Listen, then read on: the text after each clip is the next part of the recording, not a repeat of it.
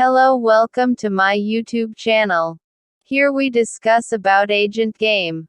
There is a calculated risk in giving a film such as title with the word agent, lest some waggish critic take it as a cue to suggest that the on-screen talent change their own personal representation.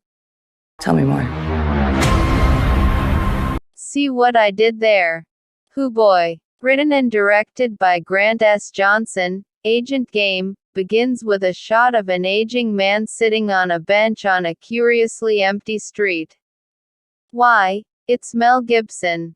Soon, he observes something, gets up from the bench, removes a gun from under his jacket, and starts shooting as a mournful cello plays. Guy, there's something they're not telling us. I'm just a foot soldier, they don't.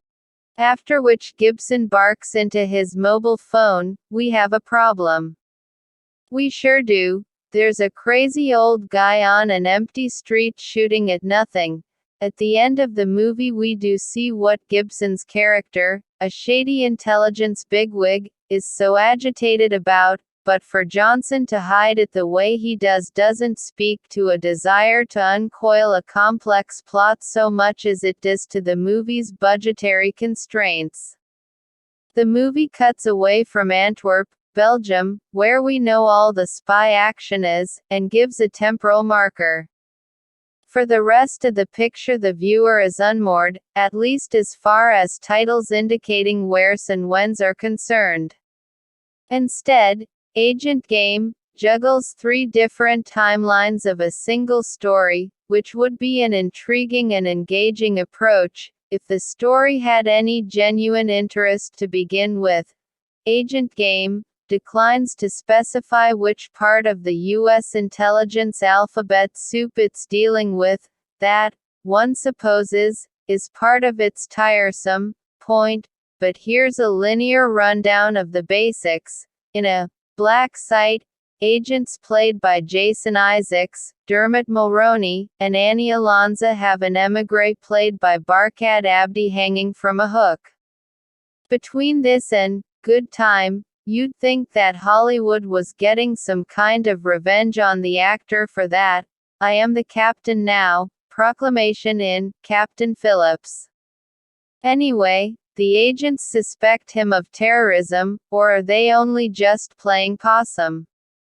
Things end poorly for the guy, and Johnson, in a really contrived and feeble attempt at self-insulation, has the most egregious violence against him committed by the character played by Alonso, who is a person of colors. The agent played by Mulroney takes it on the lamp. Subsequently, although in the film the action is depicted earlier, this is the Antwerp part, a team of mismatched agents played by Adam Conto, Katie Cassidy, and Reese Coiro. This heroic trio won't cost Johnny to any sleep, I tell ya, extracts a target, and brings him, hooded, to a private plane. Once on the plane, the agents start getting messages on their phones. Yikes. This is intercut with scenes of Gibson in Washington, D.C., conducting, well, job interviews.